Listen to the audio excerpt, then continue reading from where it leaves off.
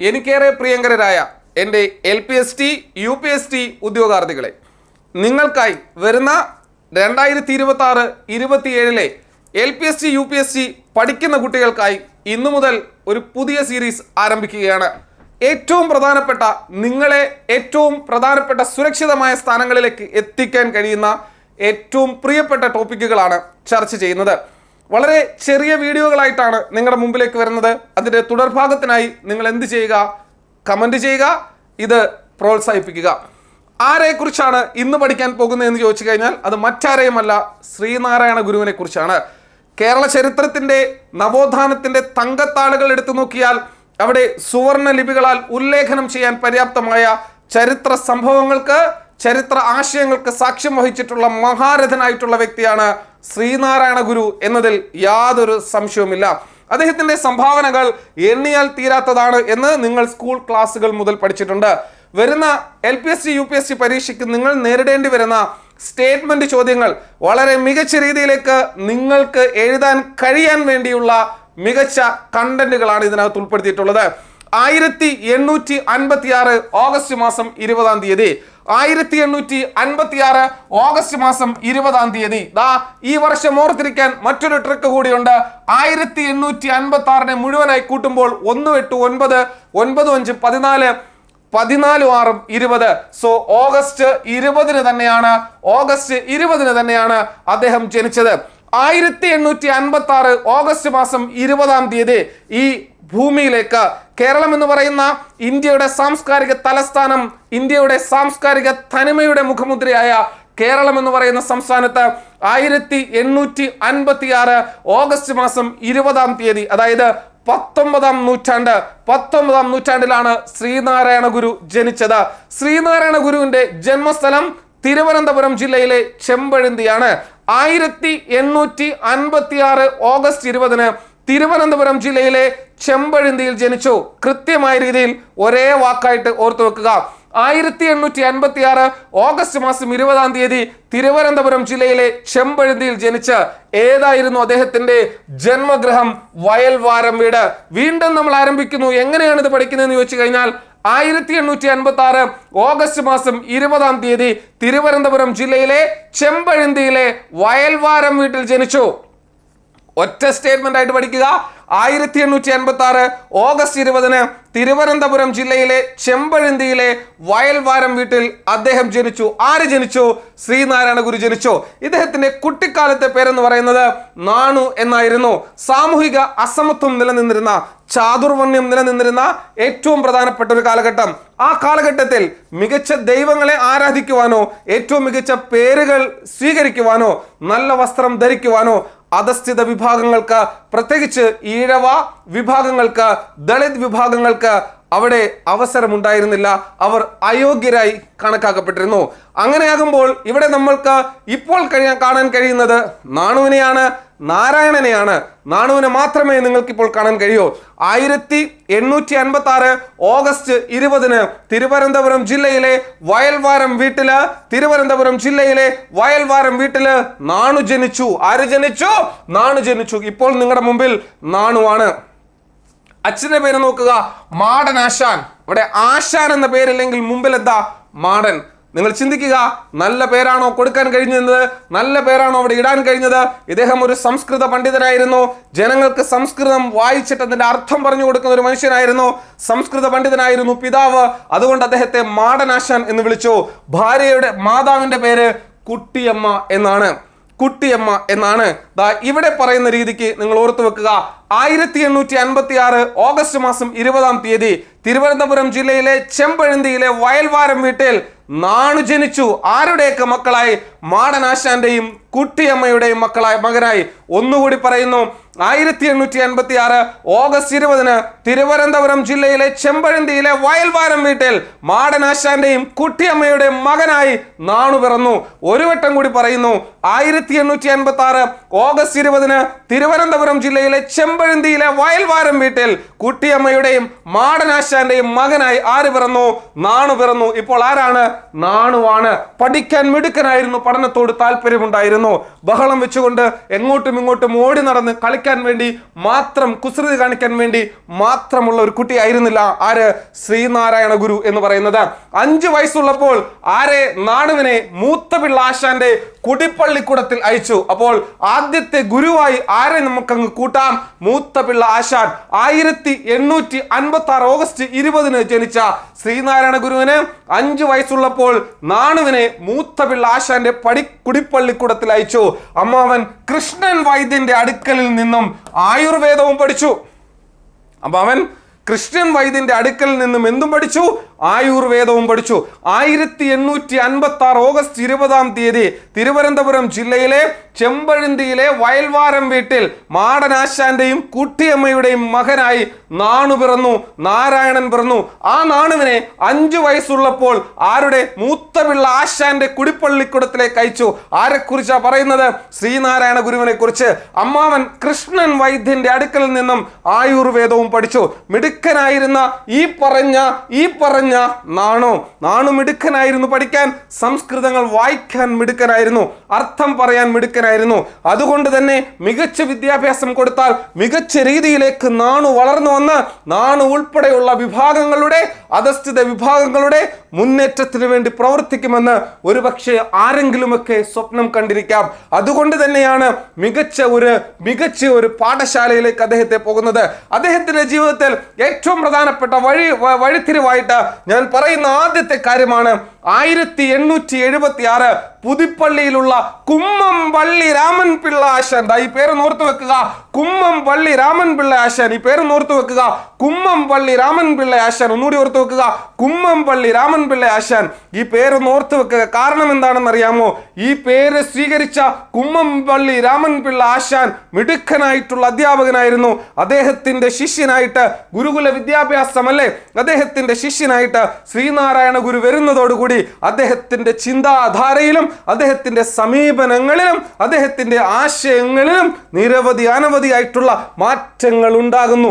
1876 പുതുപ്പള്ളിയിലുള്ള കുമ്മംപള്ളി രാമൻ പിള്ള ആശാന്റെ ശിക്ഷണം സ്വീകരിച്ചു. ഞാനിവിടെ 2 ഗുരുക്കന്മാരെ പറഞ്ഞു.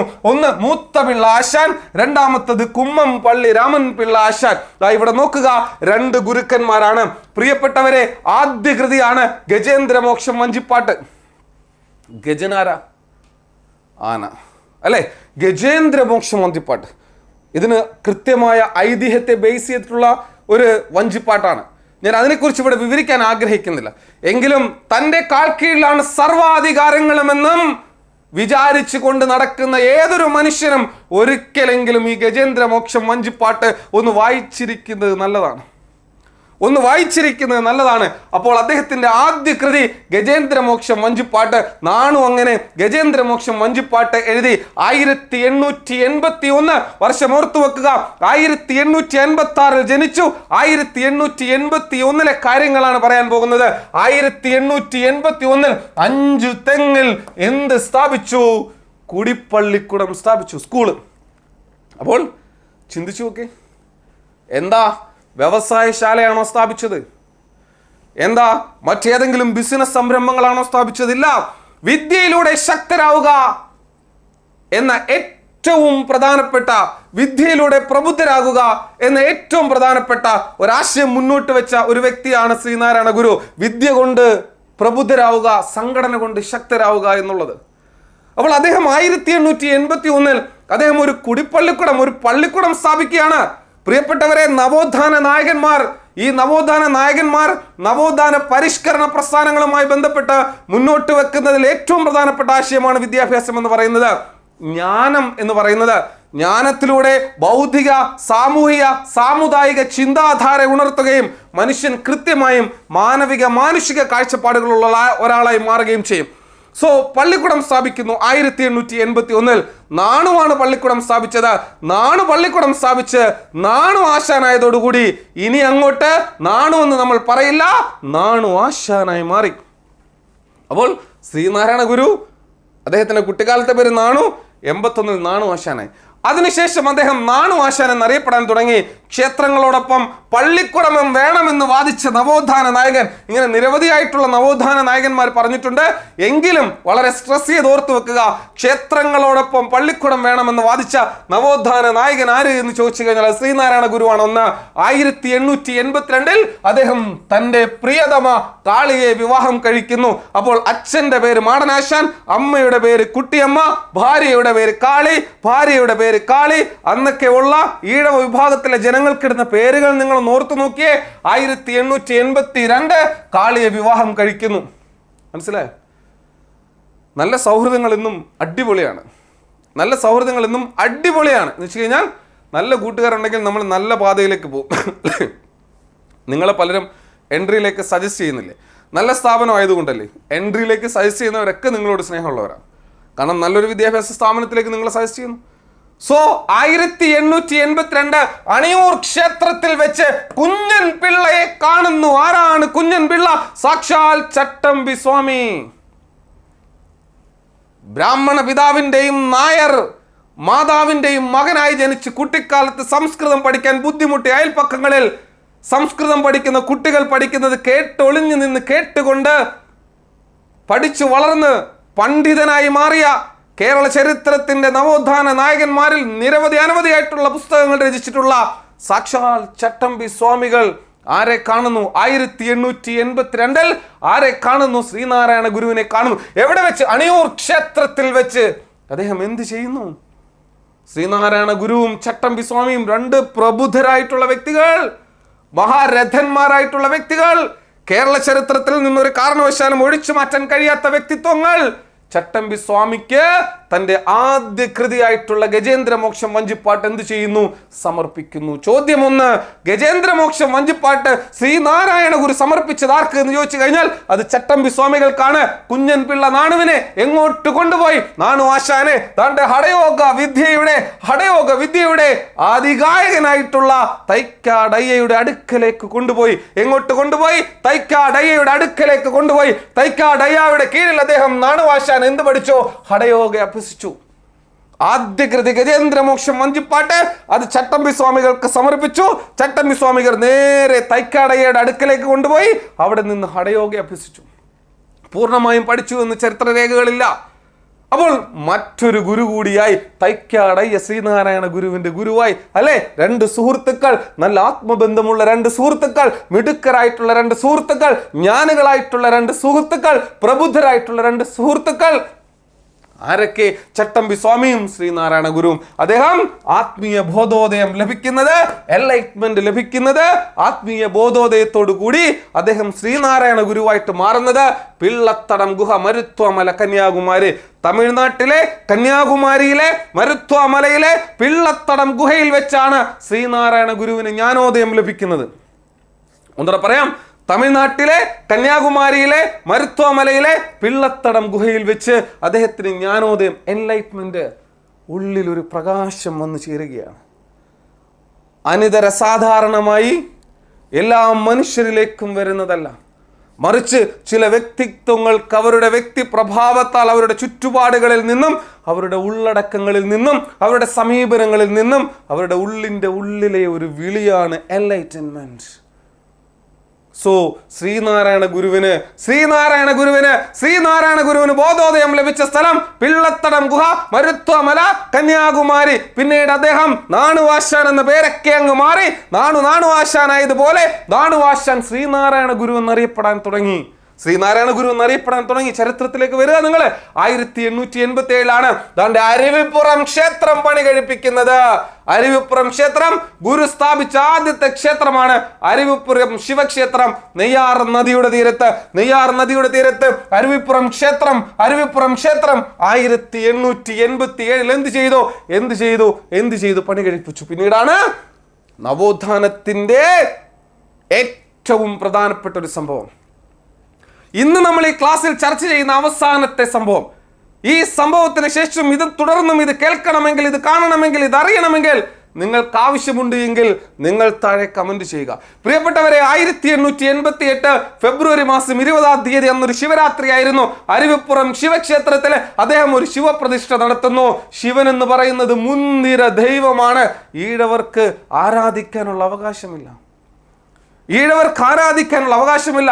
എന്ത് ഉച്ചനീചത്വം, എന്ത് അസമത്വമായിരുന്നു കേരളത്തിന്റെ സമൂഹത്തിലാകെ നിലനിന്നിരുന്നത് എന്ന് നിങ്ങൾ മനസ്സിലാക്കണം. അതിനെതിരെ പടവെട്ടാൻ തന്നെ തീരുമാനിച്ചു. ആര്? ശ്രീനാരായണ ഗുരു. എന്താണ് ചെയ്തത്? 1888 ഫെബ്രുവരി മാസം 20 ശിവരാത്രി ദിനം അരുവിപ്പുറം പ്രതിഷ്ഠ, ശിവപ്രതിഷ്ഠ, ശ്രീനാരായണ ഗുരുവിന്റെ ആദ്യത്തെ പ്രതിഷ്ഠ. ആദ്യ പ്രതിഷ്ഠയാണ് അത്, ശിവപ്രതിഷ്ഠയാണ്. സരസ്വതി പ്രതിഷ്ഠ നടത്തിയിട്ടുണ്ട്, കണ്ണാടി പ്രതിഷ്ഠ നടത്തിയിട്ടുണ്ട്, പലതും പിന്നീട് നടത്തിയിട്ടുണ്ട്. അതൊക്കെ നമുക്ക് പഠിക്കണം. ആദ്യമായി 1888 ഫെബ്രുവരി മാസം 20 അരുവിപ്പുറം ക്ഷേത്രത്തില് ശിവപ്രതിഷ്ഠ നടത്തുകയാണ്. അവിടെ സവർണർ വന്നു. ബ്രാഹ്മണിക്കൽ മേധാവിത്വം ആഠ്യത്വത്തിന്റെ മറ്റേ മുകളിൽ നിൽക്കുന്ന ബ്രാഹ്മിൻസ് വന്നിട്ട് പറഞ്ഞു, സവർണർ വന്നിട്ട് പറഞ്ഞു, ഇവിടെ ഇത് പ്രതിഷ്ഠിക്കാൻ കഴിയില്ല, ഈഴവ ശിവനെ നിങ്ങൾക്ക് പ്രതിഷ്ഠിക്കാൻ കഴിയില്ല എന്ന് പറഞ്ഞപ്പോൾ ശ്രീനാരായണ ഗുരു പറഞ്ഞു, ഞാൻ ഈഴവ ശിവനെയാണ് പ്രതിഷ്ഠിക്കുന്നത്. ഞാൻ പ്രതിഷ്ഠിക്കുന്നത് എൻ്റെ ശിവനെയാണ്, ഈഴവ ശിവനെയാണ്, നിങ്ങളുടെ ശിവനെയല്ല. ഞാൻ പ്രതിഷ്ഠിക്കുന്നത് ഈഴവ ശിവനെയാണ്. ഞാൻ പ്രതിഷ്ഠയ്ക്ക് വേണ്ടിയുള്ള കല്ലെടുത്തത് നെയ്യാറിന്റെ ആഴമേറിയ കയമായ ശങ്കരൻ കുഴിയിൽ നിന്നും, നെയ്യാറിന്റെ ആഴമേറിയ കയമായ ശങ്കരൻ കുഴിയിൽ നിന്നും എടുത്ത പ്രതിഷ്ഠയാണ് ശിവപ്രതിഷ്ഠയായിട്ട് എന്ത് ചെയ്തത് അദ്ദേഹം? എന്ത് ചെയ്തത്? പ്രതിഷ്ഠിച്ചത്. ജാതിമത ഭേദമന്യേ സർവരും വാഴുന്ന മാതൃകാ സ്ഥാനമാണിത്. അരുവിപ്പുറം ശിവപ്രതിഷ്ഠ കേരള ചരിത്രത്തിൽ ഒരു കാരണവശാലും ഒഴിവാക്കാൻ കഴിയുന്നതല്ല. അതുവരെ ഉണ്ടായിരുന്ന സാമൂഹ്യ അനീതികൾക്കും അസമത്വങ്ങൾക്കുമെതിരെ, ദൈവസങ്കല്പങ്ങൾക്ക് പോലും വിഭാഗീയതയും അതുപോലെ തന്നെ വിവേചനവും ഉണ്ടായിരുന്ന ഒരു കാലഘട്ടത്തിൽ അതിനെതിരെ ശക്തമായ രീതിയിൽ പോരാടിയ ആദ്യത്തെ ഏറ്റവും പ്രധാനപ്പെട്ട പ്രതിഷേധങ്ങളിൽ ഒന്നാണ് 1888 ഫെബ്രുവരി മാസം 20 അരുവിപ്പുറം ശിവപ്രതിഷ്ഠ എന്ന് പറയുന്നത്. കേരളത്തിന്റെ നവോത്ഥാന വിപ്ലവങ്ങളുടെ ഏറ്റവും മുകളിൽ സ്ഥാനം അർഹിക്കുന്ന ഒരു പ്രതിഷേധം കൂടിയായിരുന്നു അരുവിപ്പുറം ശിവപ്രതിഷ്ഠ എന്ന് പറയുന്നത്. തുടർന്നും നിങ്ങൾക്ക് ഇത് ആവശ്യമുണ്ടെങ്കിൽ ജസ്റ്റ് കമന്റ് ബിലോ.